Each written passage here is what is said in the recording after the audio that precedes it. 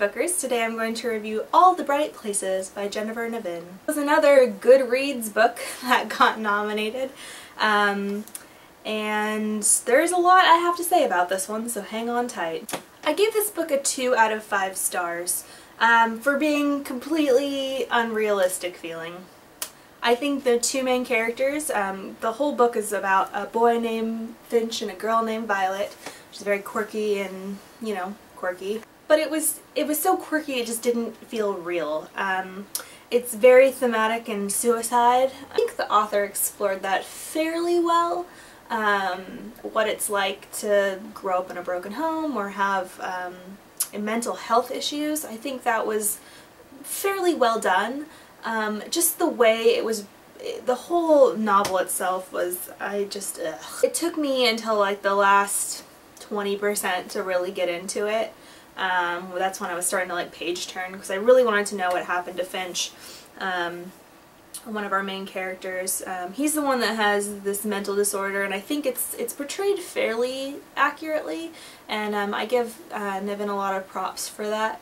But Violet and Finch, there's just no real chemistry there. That relationship never would have happened in real life, ever. It's just so far off base from anything I've ever experienced. I could be wrong, but I don't think I am. One thing I can say that's really positive about it is that it was really well written, and I wouldn't mind reading another book by this author, but this particular one and its themes and how they were portrayed and the characters, I just am not into it at all. During it, I just had a really hard time of seeing where the book was going, and that's never, it's not always a good or bad thing, but in this particular case I think it was a bad thing. Because I didn't relate with what the characters were going through, and I didn't feel like what they were feeling was real, it was hard for me to even care what the point was, let alone know where it was going. I really, really did like the character of Finch.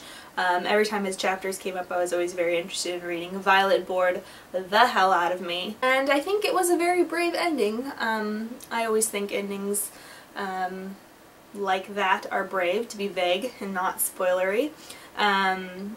But overall I just was not a fan of the book. I think anything where it involves death or suicide or something, it always gets fairly good reviews because people are like, oh, it's so brave of her to write this, it's so great that she's exploring these topics, and it totally is, I totally agree, but there's a point where it's like, are you exploring it just to explore it?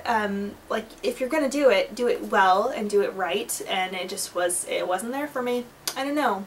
It got a lot of good reviews, so I'm curious if people who have read it liked it and why. Maybe change my mind, change my viewpoints in the comments, but that's just me. I don't know, didn't like it. All the Bright Places by Jennifer Niven. If you want to check it out, feel free to. It wasn't a bad read, it was just not for me. Happy readings.